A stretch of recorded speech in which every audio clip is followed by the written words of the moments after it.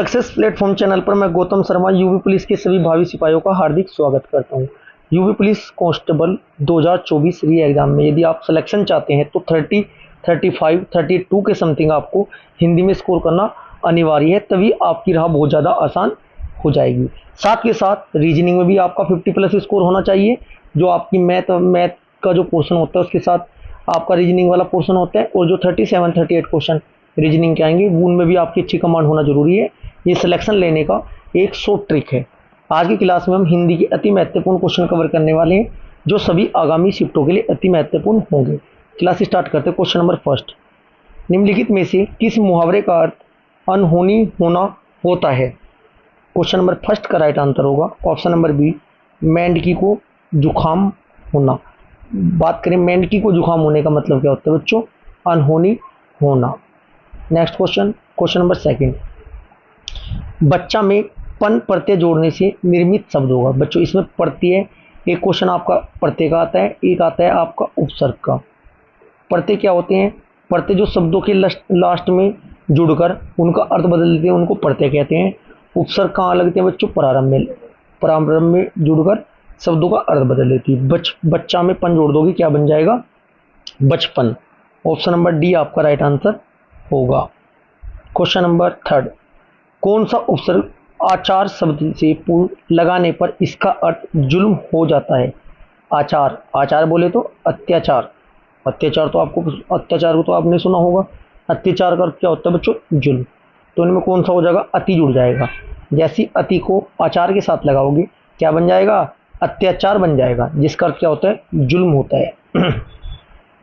Question number 4, बुरा शब्द का भाववाचक संज्ञा रूप होगी। आपको बताना है बुरे का राइट आंसर होगा। बुरे का क्या होगा बच्चों? बुराई। ऑप्शन नंबर बी आपका राइट होगा। क्वेश्चन नंबर 5, मानसिक विशेषण किस मूल शब्द में से बना है? मानसिक। क्वेश्चन नंबर 5 का आपका राइट आंसर होगा, ये बना है आपका मानस से। ऑप्शन नंबर सी आपका राइट आंसर होगा। क्वेश्चन नंबर 6, वीर शब्द का स्त्रीलिंग है। वीर का क्या होगा बच्चों? क्वेश्चन नंबर 6 का आपका राइट आंसर क्या हो जाएगा? वीर का होगा वीरांगना। ऑप्शन नंबर सी आपका राइट आंसर होगा। क्वेश्चन नंबर 7, निम्नलिखित में से कौन सी बोली पश्चिम हिंदी की नहीं है? क्वेश्चन नंबर 7 का आपका राइट आंसर होगा मगही। ऑप्शन नंबर सी आपका राइट आंसर हो जाएगा बच्चों। क्वेश्चन नंबर 8, विमला से दिन में नहीं सोया जाता, यह वाक्य में है। किस में बच्चों? ये सोया नहीं जाता, खाया नहीं जाता, पढ़ा नहीं जाता, लिखा नहीं जाता, ये जितनी भी आपकी ऐसी क्रियाएं होंगी इन्हें क्या बोलते हैं? ये सभी भाववाचक होती है। क्या है बच्चों? भाववाचक। क्वेश्चन नंबर 9, निम्न में से कौन सा चिन्ह योजक चिन्ह के रूप में प्रयोग किया जाता है? 1 नंबर आपका चिन्ह वाले चैप्टर से कंप्लीट आना ही आना है, प्रत्येक शिफ्टों में आना है। याद रखना 2 भी क्वेश्चन आ सकते हैं, एक फिक्स है। क्वेश्चन नंबर 9 का आपका राइट आंसर होगा ऑप्शन नंबर सी। योजक चिन्ह कौन सा होता है बच्चों? Option number C. Next question, question number 10, निम्नलिखित में से कौन सा शब्द सदैव एक वचन प्रयुक्त होता है? क्वेश्चन नंबर 10 का आपका राइट आंसर होगा ऑप्शन नंबर ए, जनता। जनता हमेशा एक वचन में प्रयोग होगा, इतना आपको याद रखना है। क्वेश्चन नंबर 11, मुझे किस प्रकार का सर्वनाम है? सर्वनाम से 1 नंबर पक्का है। 2 क्वेश्चन भी एग्जाम्पल के अकॉर्डिंग पूछा जा सकता है, एक टाइप में से पूछा जाएगा, एक आपका एग्जाम्पल के अकॉर्डिंग पूछ लिया जाएगा कौन सा सर्वनाम है। क्वेश्चन नंबर 11 का आपका राइट आंसर क्या होगा बच्चों? ऑप्शन नंबर ए, मुझे उत्तम पुरुष होता है। मुझे, मैं, हम, मुझे उत्तम पुरुष होता है। तू, तुम मध्यम पुरुष होता है। वह या वे अन्य पुरुष होता है। क्वेश्चन नंबर 12, इनमें संयुक्त व्यंजन कौन सा है? कितने होते हैं संयुक्त व्यंजन? 4 होते हैं। बार बार मैं आपको जब ये क्वेश्चन आया आपको बताइए, और संयुक्त व्यंजन किस किस से मिलकर कौन सा बनता है ये भी मैं आपको बहुत अच्छी तरीके से बताया है। क्वेश्चन नंबर 12 का आपका राइट आंसर होगा ऑप्शन नंबर सी, ज्ञानी। डे और ढे क्या वो आगत होते हैं। क्वेश्चन नंबर 13, वर्ण व का उच्चारण स्थान क्या है? क्वेश्चन नंबर 13 का राइट आंसर होगा ऑप्शन नंबर सी, दंतोष्टे। Right answer option number C होगा। क्वेश्चन नंबर 14, निम्नलिखित में से तद्भव शब्द कौन सा है? एक आपका कौन सा होता है बच्चों? एक तो आपका होता है तद्भव। तद्भव शब्द कौन से होते हैं? हिंदी वाले। और एक आपका होता है तत्सम। कुछ बच्चों को डाउट है हिंदी का कौन सा होता है? संस्कृत का।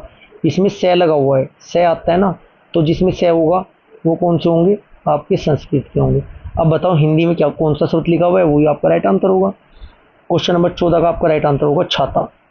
फर्स्ट पेज है ये संस्कृत तत्सम है बच्चों। छत्र संस्कृत है, छाया संस्कृत है, छाता आपका तत्व है हिंदी में मतलब। क्वेश्चन नंबर 15, गंगा हिमालय से निकलती है वाक्य में कारक है। कारक कितने प्रकार के होते हैं? 8 प्रकार के होते हैं। रिपीट है बस, फिक्स है, इन टॉपिकों से क्वेश्चन आने ही आने हैं। क्वेश्चन नंबर 15 का आपका राइट आंसर होगा गंगा हिमालय से निकलती है। राइट आंसर होगा सी, निकलती है मतलब अलग होती है। अलग होने के लिए क्या होता है बच्चों? कौन सा कारक होता है? अपादान कारक आपका होता है। ऑप्शन नंबर सी आपका राइट आंसर होगा। क्वेश्चन नंबर 16, निम्नलिखित में से कौन सी क्रिया प्रेरणार्थक है? क्वेश्चन नंबर 16 का आपका राइट आंसर होगा ऑप्शन नंबर सी, बुलाना आपका प्रेरणार्थक है। क्वेश्चन नंबर 17, मैं चला हूं वाक्य में कौन सा काल है? क्वेश्चन नंबर 17 का राइट आंसर होगा ऑप्शन नंबर सी, पूर्ण भूतकाल है। क्वेश्चन नंबर 18, तिरस्कार सूचक अवयव है। तिरस्कार जिसमें बेइज्जती से महसूस होती है। क्वेश्चन नंबर 18 का आपका राइट आंसर होगा छी, option number C. Question number 19, ए आ के बाद ई हो तो दोनों मिलकर ए बनाते हैं, इस परिवर्तन को कहते हैं। संधि का क्वेश्चन है, थ्योरेटिकल पूछा है संधि की परिभाषा से डायरेक्ट। क्वेश्चन नंबर 19 का आपका राइट आंसर होगा, इसे क्या कहते हैं? गुण संधि। वृद्धि संधि कहाँ लगानी है? जहाँ आपको डबल मात्रा दिखाई दे, बेधड़क होकर आप ये वाली मात्रा सिंगल हो या डबल हो आप लगा दोगे, मतलब या डंडे के साथ हो या डायरेक्ट हो, तो वृद्धि संधि लगा देना, कभी भी आपका एग्जाम्पल या क्वेश्चन गलत नहीं हो सकता। क्वेश्चन नंबर 20, जिसे बुलाया न गया हो वाक्यांश के लिए एक शब्द होगा। क्वेश्चन नंबर 20 का आपका राइट आंसर होगा, जिसे बुलाया न गया हो उसे क्या कहते हैं? उसे आपको अनाहुत कहते हैं। क्वेश्चन नंबर 21, ऋषि का विपरीत शब्द होगा।